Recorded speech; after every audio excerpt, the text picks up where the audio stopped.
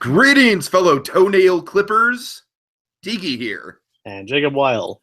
And welcome back to Tiki's Universe, the show where we react, respond, and review a whole myriad of cartoons, mostly Steven Universe, but also Star versus the Forces of Evil. And we're still catching up. I was at Disneyland all last week, didn't get a chance to review the episodes from last week in their proper time slot, but we're doing it now. We just recorded the episode for... oh, geez, help me out, Jacob. What was the last one? I'm sorry. Mr. Candle Cares. Mr. Candle, that's right.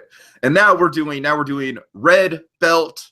Hopefully, we will definitely crack out the ones that aired this week before the week is up and before the 2 episodes from next week air. But alas, I would have to say, Jacob, I think this episode, it's fun. I like Marco in karate mode, and I kind of like the development of the sensei character. Having said that, I think this is probably the weakest of season 2 so far. Probably. I mean, Star really didn't have a lot of reason to be in this episode. The Star storyline was probably the weak point of it. I've seen Star's storyline done before. It felt repetitive. It didn't really need to be there. Yeah, that was kind of my big issue with it. Okay, so really quickly going through it, Marco, I do like the dream Marco has, especially in the beginning where we see like that crazy deformed version of Scar. I just want to know, like, what's the reason behind that? I know, it's a great cold open, you know what I'm just like, oh god, it's like she's like going like full on like Gollum status right there. But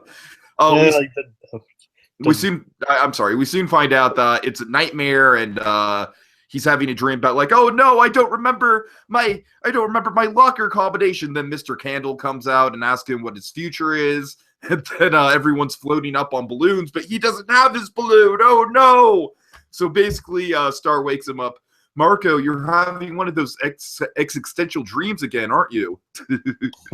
Fun stuff to start the episode with. Okay. Or you're coming stuck in life dreams, she calls them. Stuck in life dreams. Okay, I don't know, Jacob. This is probably one of my least favorite storylines we've ever seen a Star, because she's hanging up the boy band poster. That's something that's kind of cliche. And then also the whole like, oh, I'm not going to use magic powers because humans... You know what show I've seen that on so much, and we already talked about it in Christmas in July. I know this is an unfair comparison, but... seriously, this is a trope of Sabrina the Teenage Witch. And I'm just like, Star versus the Force of Evil does not need to regulate itself to the cliches and tropes of Sabrina the goddamn Teenage Witch. It's better than that. You're better than that, Star. Not saying Sabrina the Teenage Witch was a bad show, just saying it was formulaic. So, and this in itself felt formulaic. Wouldn't you agree? Yeah, like I said, it didn't. Star herself could have been cut from this episode. It wouldn't basically be. And we've already seen an episode where she had one line, like one word, "Hey Ludo," you know, and that was it. And that was an awesome episode. So the only thing good about that was her parents was not her parents, but Marco's parents do it, like trying to keep her entertained and all that, like wondering what she was doing. Mr. and Mrs. Diaz is always a treat on the show, for sure. I agree. That was the only good thing about her storyline. Right. The storyline, I'll come out and say, was kind of stupid. No, I agree. I mean, it's not even a story. It's not even a storyline. It's just like something like, we need something to fill the gap with Marco and his sensei. Oh, Star hanging up a poster without magic. That's it. Okay, and so Marco and his sensei, like, it's a decent storyline, I guess. Like, it serves the purpose to develop one of the show's like minor side characters, which is cool. I don't know. Again, it just like, it didn't really feel necessary. This whole episode just felt like filler. I mean, that's all it was. You know? I mean, I like the idea of episodes focusing on Marco. Because we've had enough focusing on Star. So it's like an interesting idea to have an episode focusing on Marco, trying to like figure out what he wants to do with his life, kind of considering the theme of the previous episode, which is a good idea. That's true. It does continue the theme, and that's kind of a good dynamic they have going on. Like, if they're not continuing the storylines, at the very least, they're kind of taking the thematic stuff and running with it. So that's a good point. But yeah, I mean, there's a lot more he's capable of than doing karate. Right. I mean, like, I like Marco in karate mode, but you're right. He is very capable with other things. What do you think about the whole twist of making his sensei into kind of a, kind of a pathetic man-child, for a better sense of words? What do you think of that? Wasn't really expecting that. I kind of liked it. Like, I kind of appreciate it. It kind of reminded me of Seuss from Gravity Falls in a weird sort of way. Yeah, um, I don't but not know. as endearing. You know what bothered me about this episode though is that really the A plot, no, definitely not as endearing as Seuss for sure. The A plot of the episode was essentially just like, hey guys, remember the Karate Kid? Yeah, I guess. I don't know, just the whole like, the whole clipping the Flipping the toenail toenail. thing. Yeah, Flipping the yeah. toenail. Which is funny, but again, it's just there was a lot of Karate Kid cliches in this episode. I don't know. Let's see, any like big highlight comedic moments that we're kind of passing over. I guess you could talk about the fight scene. The fight scene, I honestly thought kind of went on a little long. Although, you know what? Okay, yes, let's talk about that. So first of all, the sensei, the reason why he doesn't have it's revealed he only has a green belt just like Marco. The reason why he doesn't have it is because he had a collection of VHS tapes telling you how to become different belts, but what happened to the red belt tape? They got caught. And then what happened in his solution to try and get the red belt tape out? I got wound up too. So the gag just use some keys or something. right. The gag with the VHS tape side of it is pretty funny. You lift up the top thing, turn some keys, or put something in there that can turn it, and problem solved. All right. Okay, so I guess probably the biggest belly laugh of the whole episode is when they go to the VHS repair center or whatever it is. And oh god, it's great. It's like, so the clerk behind the counter, first of all, he's just like being super freaking like arrogant to the customer. He's like, "You are no cinephile," which is great. And then so Marco comes in. I'm looking for a rare set of karate instructional tapes. Now there's a customer who knows what he's talking about. So what happens with the fight? What's the big reveal here? Turns out instead of being a fat blob behind the counter, turns out to be huge. Like he is like Steven Seagal in his prime, like not fat Steven Seagal, but like ripped Steven Seagal status.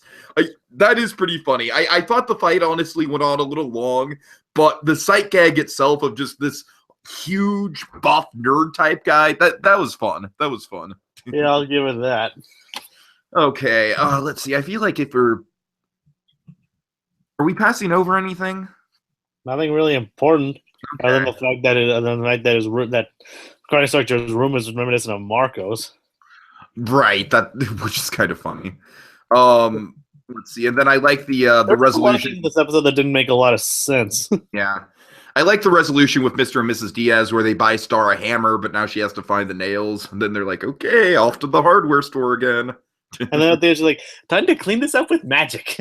Yeah, I mean, which again, pointless. Kind of ruins the whole point of it. Pointless. This episode, the more I talk about it, I really don't like it. I'm sorry, folks. This is like, as a matter of fact, I would dare to say this might be the weakest episode of the whole series thus far.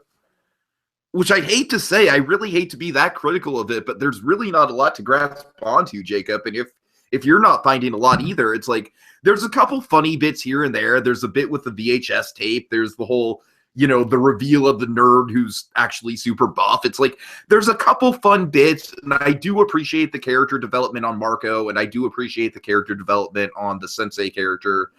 But overall, he's just not really a character that needed development, really. Not necessarily, but I kind of feel like it's the Simpsons style thing where even the most minor side characters eventually get kind of evolved into fully fleshed out human beings. And I appreciate that. Like I'm never against side characters being developed more, but I don't know. Just, I feel like this episode might've been better if they would have focused a little more on, like, if they would have just cut Star out of the episode completely and focused more on the whole, like, Marco and the sensei being, like, basically the same person. Like, I like what they did with that. I just wish they would have done more with it. I don't know. Yeah, but, like, it's like we need to find Star to do something, so... Yeah. So overall, folks, I'm very mixed on this episode. I'm sorry that I'm so down on it. Having said that, I think the next episode coming up, which we'll talk about in a day or two, Star on Wheels. That is a very fun episode, and I feel like I can't wait to talk about that one. We kind of hinted at it before, but Glossarisk is kind of like slowly but surely stealing the whole series away from the main characters, which is great.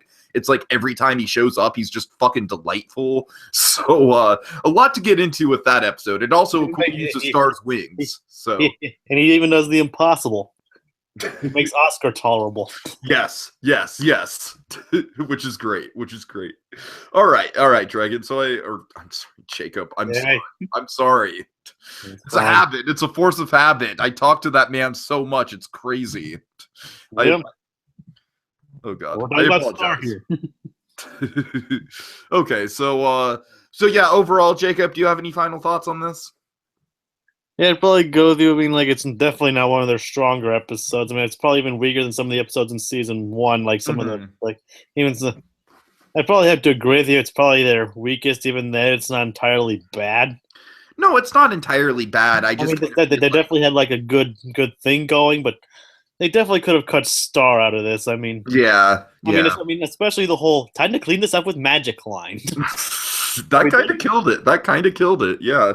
Yeah, I mean, it's a good idea to show her trying to adapt without using magic, but to clean the whole mess up with magic, it just kind of ruins the whole point. Yeah.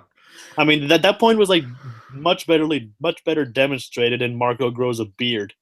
No, yeah, you're right. That was much funnier because her problem was caused by magic to begin with, and she was solving it without it, even though Marco didn't want that. And I really just love that episode just for the whole, like, the visual madness going on. And I feel like with the Star on a Bike episode, it's very similar to Marco Grows a Beard in that it's a very, very simple premise. It's like Star's stuck on a bike and she can't use the brakes. And they take that to the extreme and they do everything they possibly can with it. And I love episodes like that. But like I said, this episode, I mean, like, this is basically the opposite of Margot Grows a Beard. Star was good. Yeah, unfortunately. I mean, like I said, that was an episode she created. That's the problem she created with magic, and her had to learn how to adapt without it. Mm-hmm. This episode's her trying to adapt with magic, without magic, but then cleans it up. Like you don't see it on screen, just that's how it ends. Time to clean this up with magic, and that's it.